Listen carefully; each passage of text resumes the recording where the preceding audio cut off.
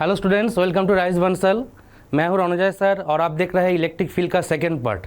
Okay, तो ये है इलेक्ट्रिक फील्ड का सेकंड वीडियो। लेकिन एक मिनट रुक जाओ। अगर आप लोग पहला वीडियो नहीं देखा है तो इसको पहले देख के आओ, क्योंकि ये जो पार्ट है ये अगर आप पहला वीडियो नहीं देखा है तो ये सर के ऊपर से जाएगा। ठीक है, तो वहाँ पे उस पहले वीडियो में कि मैंने क्या किया था, पहले वीडियो में मैंने बेसिक को क्लियर किया था, फाउंडेशन बनाया था और उसके ऊपर आज बिल्डिंग बनेगा। ठीक है, अच्छा तो चलिए शुरू करते हैं। कॉपी पेन तैयार रखें और हाई एनर्जी रखें वीडियो में। इस वीडियो में हम दो ज़बरदस्त क्वेश्चन करेंगे और उसका सॉल्यूशन भी करेंगे। ठीक है, तो चलते हैं, शुरू करते हैं। पहला जो वीडियो है, ये पहला जो क्वेश्चन है, ये क्वेश्चन आप लोगों का नीट जेई के लिए तो इम्पोर्टेंट ही है और बोर्ड के लिए भी समान इम्पोर्टेंट रखता है इसको। A point charge Q is situated at a distance R from one end of a thin conducting rod of length L having a charge Q uniformly distributed along its length। क्या बोला गया है यहाँ पे कि एक यूनिफॉर्मली डिस्ट्रीब्यूटेड चार्ज है,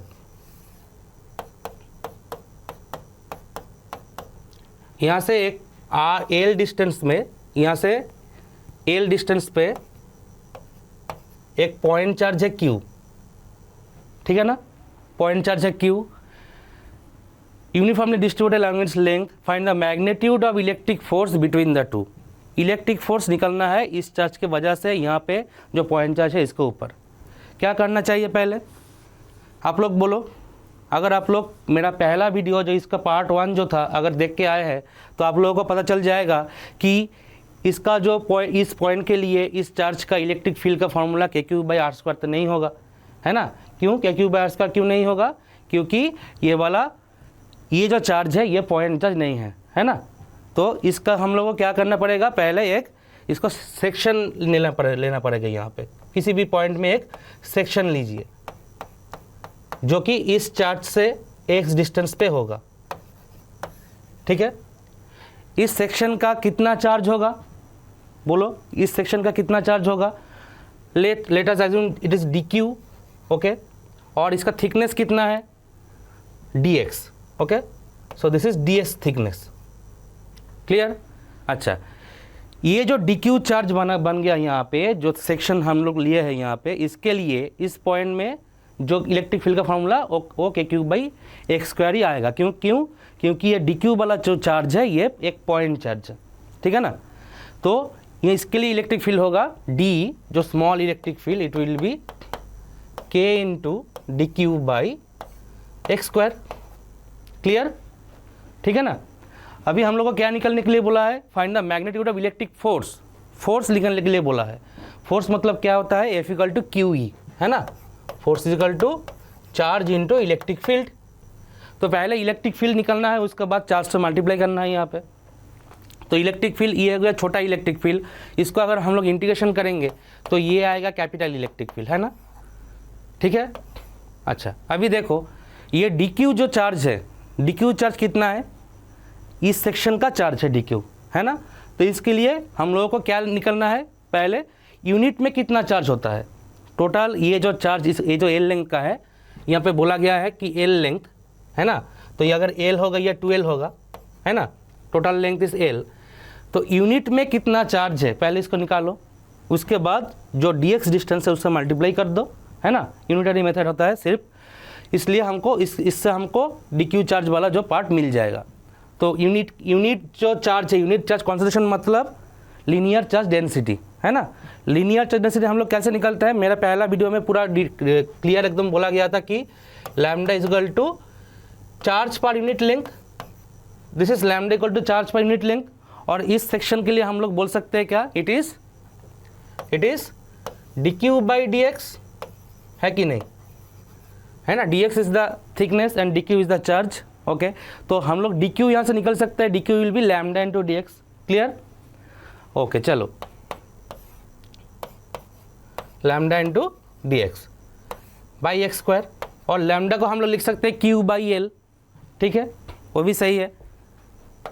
तो it will B KQ/L into D x by x square. यहाँ पे अगर आप लोग देखो तो यहाँ पे देख सकते हो कि k is the constant, Coulomb constant, charge is also constant, capital Q charge is constant for the whole charge, linear charge, and L is also constant. So k Q L वो इंटीग्रेशन से बाहर आ जाएगा और रहेगा क्या, D x by x square, है ना। तो बहुत ही आसान एक इंटीग्रेशन है, k Q by L d x by x square. तो इसका इंटीग्रेशन क्या होगा, x to the power minus two करके आप लोग कर लो, x to the power minus two plus one by minus two plus one, that means it will be क्या होगा बोलो, it will be k Q by L into minus one by x, minus two plus one that means minus one, है ना, minus one by x. अच्छा, ये हो गया integration वाला पार्ट। इसका लिमिट कितना रहेगा, जो यहाँ से शुरू होगा पॉइंट और यहाँ तक जाएगा, मतलब इस पॉइंट से एल तक आओ तो पहला चार्ज, अब पहला जो लाइन आपको मिलेगा, और 12 तक आओ तो दूसरा एंड तक मिलेगा, है ना। तो एल से 12 लिमिट होगा, एल से 12, समझ में आ गया। अच्छा, तो इसको पहले हम लोग यहाँ पे भी लिख सकते हैं, इंटीग्रेशन वाला यहाँ जो टर्म है इसमें भी हम लोग लिमिट को लिख सकते हैं, यहाँ पे एल टू 12, एल टू 12, ठीक है। तो यहाँ पे अगर लिमिट को यूज़ करना है तो ये होगा upper limit minus lower limit, that means it will B 1/12 minus 1/L। अभी माइनस का अगर अंदर डाल दो तो ये आएगा के Q by L into 1/L minus 1/12, है ना। ये हो गया इलेक्ट्रिक फील्ड वाला पार्ट। अभी हम लोग को क्या निकालना है, फोर्स निकालना है, ठीक है। फोर्स को फाइंड आउट करना है, तो फोर्स क्या होगा, force will be F equal to Q E, है ना। और क्यू और ई क्या था, ई क्या था, k Q by L into 1/L minus 1/12, ठीक है। तो it will be k Q by L, sorry it will be k Q by L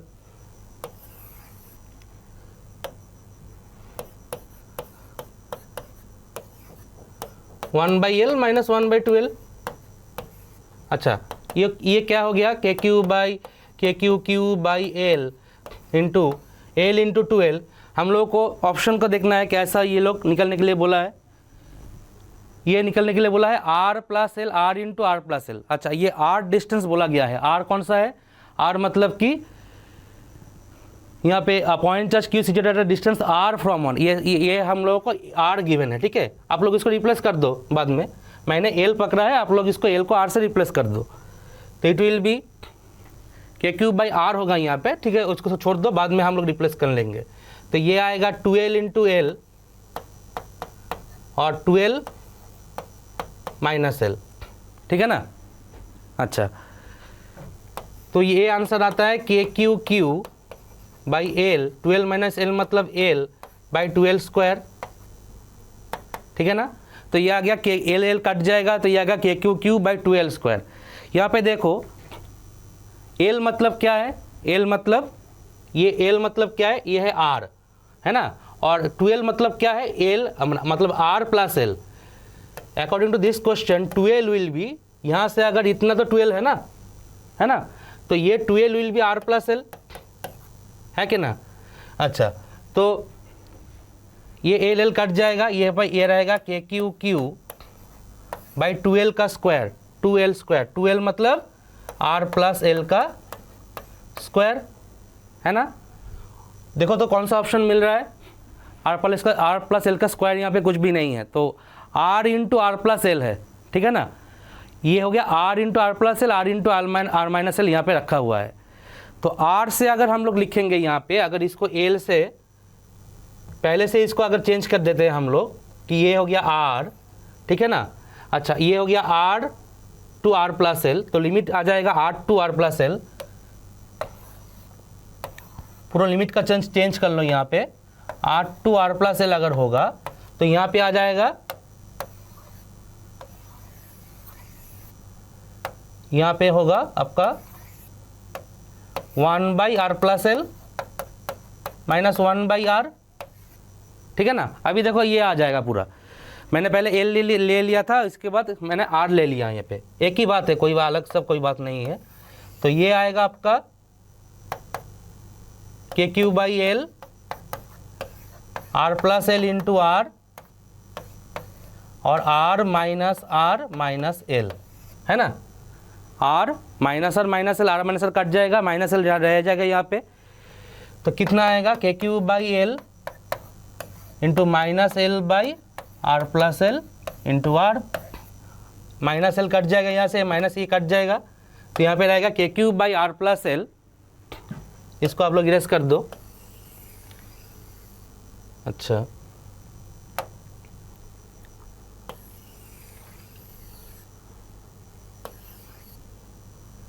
तो ये हो गया force equal to Q into E, और ये हो गया के क्यू बाई क्या था, r plus L into are plus L into r. ये गया option D, k Q r plus L into r. तो ये हो गया ऑप्शन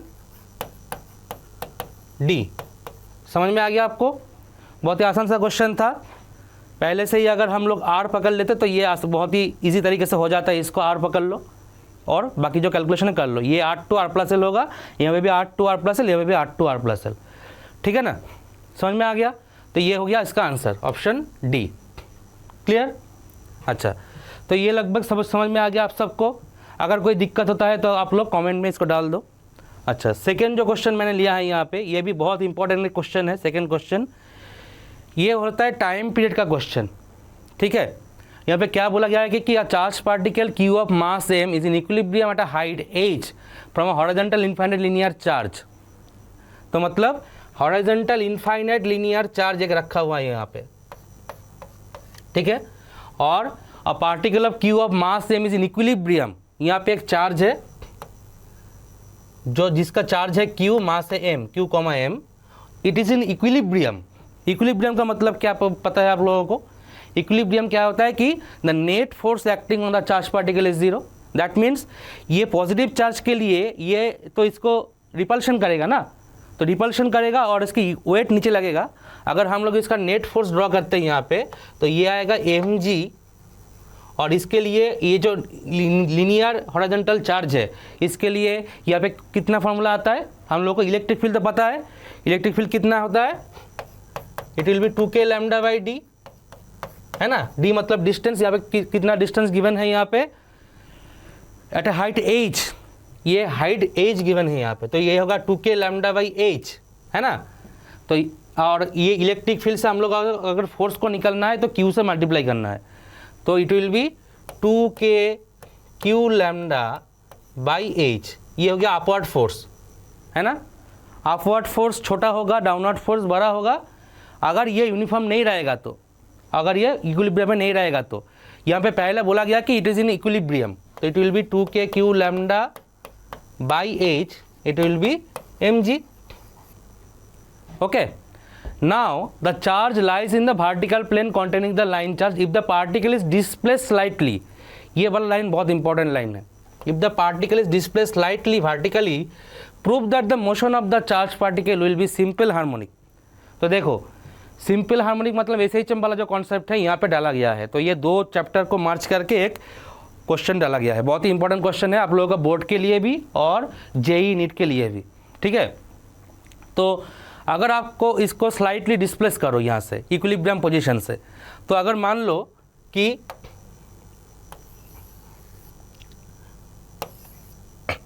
कि ये चार्ज यहाँ पे था Q, M, इसको हम लोग स्लाइटली ऊपर लेके आए हैं यहाँ पे, ठीक है। अभी ये मैं कलर चेंज कर रहा हूँ। मान लो कि चार्ज को हम लोग यहाँ पे लेके आए, तो कितना डिस्टेंस यहाँ पे, मान लो कि it is distance, the distance is x, so it will be the now the final distance will be h plus x। Okay, ठीक है ना। अभी इस पोजीशन में इसका नेट फोर्स का इक्वेशन लिख लो पहले। इसका यहाँ पे जो नेट फोर्स होगा वो तो डाउनवर्ड जो फोर्स है वो तो mg रहेगा। अगर इसको मैं डिलीट कर देता हूँ तो इसका डाउनवर्ड जो फोर्स है mg तो रहेगा, लेकिन अपवर्ड फोर्स कितना होगा? It will be 2k Q lambda by H plus x. पहला था h, और अगर ये डिस्टेंस अभी इंक्रीज हो गया तो ये हो गया 2k Q lambda by H plus x, ठीक है ना। अभी क्या करना है, तो नेट फोर्स इक्वेशन कितना होगा? एफ नेट कितना होगा? एफ नेट होगा एफ नेट होगा 2k, कौन सा ज़्यादा होगा, mg ज़्यादा होगा या EA ज़्यादा होगा, कौन सा ज़्यादा होगा, mg ज़्यादा होगा। क्यों mg ज़्यादा होगा, क्योंकि इलेक्ट्रिक फील्ड घट जाएगा डिस्टेंस इंक्रीज करने से, लेकिन mg तो सेम ही रहेगा, तो it will be mg minus 2k q lambda by h plus x, है ना, समझ में आ गया। अच्छा, यहाँ पे अगर देखो तो यहाँ पे भी 2k q लैम्डा है, यहाँ के भी 2k q लैम्डा है, लेकिन यहाँ पे एज गिवन है नीचे, तो अगर हम लोग इस mg को रिप्लेस कर सकते हैं यहाँ पे तो बहुत आसान होगा ये क्वेश्चन, क्योंकि यही तरीका होता है टाइम पीरियड निकलने का। तो यहाँ पे हम लोग क्या कर रहे हैं, 2k q लैम्डा एज को कॉमन ले रहा है यहाँ से, तो यहाँ पे क्या आएगा 1 प्लस एक्स बाई एच, ठीक है ना। अभी देखो ये जो पार्ट है ना, ये हम लोग यहाँ पे गिवन है, ठीक है, तो it will be mg minus, यहाँ पे mg को बिठा दो, mg by 1 plus X by H whole to the power minus 1, it will be given, है ना, ये होगा mg minus mg into 1 plus X by H whole to the power minus 1। Okay, यहाँ पे देखो अगर इसको सॉल्व करो तो ये आ गया, ये जो पार्ट है ये वाला बाइनोमियल थ्योरम का पार्ट है, ठीक है, ये वाला जो पार्ट है ये देखो बाइनोमियल थ्योरम का पार्ट है, 1 plus X whole to the power n equal to 1 plus N X. कब होगा, जब ये जो 1 के बाद में जो टर्म है वो x बाई एच अगर बहुत छोटा होगा x 1 से, मतलब देखो x तो बहुत छोटा है और h बहुत बड़ा है, तो ratio of x by H will be much less than 1। सो तब हम लोग लिख सकते हैं इसको 1 माइनस एक्स बाई एच, है ना, क्या लिख सकते हैं, अगर 1 plus N by X 1 plus X whole to the power n रहता है, अगर x 1 से बहुत छोटा होता है तो हम लोग क्या लिख सकते हैं इसको 1 प्लस एन एक्स, ये बाइनोमियल थ्योरम का एक प्रॉपर्टी है, ठीक है। तो हम लोग यहाँ पे भी x बाई एच x से बहुत छोटा है, तो हम लोग लिख सकते हैं यहाँ पे it will be mg minus mg into 1 minus x by H, clear. अभी इसको कैलकुलेशन करो, mg को कॉमन ले लो, mg को हम लोग अगर कॉमन लेते हैं यहाँ पे तो ये आएगा 1 minus 1 plus X by H, है ना, 1 minus 1 plus X by H, so it will be mg into x by H. तो हम लोग mg बाई एच को एक साथ रखते हैं, x को अलग रखते हैं। देखो जो फोर्स वाला जो टर्म आ गया, वो फोर्स वाला टर्म क्या आया, ultimately the f will be f is m into G by H into X. यहाँ पे आप लोगों को क्या दिख रहा है, अगर ध्यान से देखो यहाँ पे, so force is proportional to x दिख रहा है ना, मतलब force is proportional to x, मतलब ये हो गया SHM, है ना, नेगेटिव x एक्चुअली होता है, यहाँ पे पॉजिटिव x ही है, तो f is proportional to x। इसका मतलब ये वाला जो टर्म है f इक्वल टू kx, है ना, तो k वाला जो टर्म है ये है k, ठीक है, mg by H is the k। Okay, so now the time period will be, now the time period, what is the time formula of time period, it is 2 pi root over m by k, है ना, तो it is 2 pi root over m by k। यहाँ पे k को replace कर दो आप लोग, 2 pi root over, यहाँ ये कहाँ से आया, अगर आप लोग SHM पर हो तो आपको आसान से याद आ जाएगा, 2 pi root over m by k, so it will be m by k मतलब mg by h, mg by h, mm cut जाएगा तो answer will be 2 pi root over h by g। This is the answer, 2 pi root over h by g. ये है पूरा solution, बहुत ही important concept था, important question था, एक एक लाइन को मैंने इसको एक्सप्लेन किया तो आप लोग को समझ में आ गया शायद, ठीक है। अगर यहाँ पे भी नहीं आता है, इसके बाद भी नहीं आता है, तो आप लोग क्या करो, कमेंट सेक्शन में डालो, ठीक है। और अगर ये वीडियो आपको अच्छा लगेगा, लग रहा है, तो आप लोग इसको लाइक करो, शेयर करो, सब्सक्राइब करो, और चैनल को जो बेल नोटिफिकेशन है इसको प्रेस करो, क्योंकि अगर बेल नोटिफिकेशन नहीं प्रेस करोगे तो आप लोगों का जो नोटिफिकेशन नहीं आएगा वीडियो का, ठीक है। तो चलो आज के लिए इतना ही, नेक्स्ट क्लास में मिलते हैं। Okay, tata, bye bye.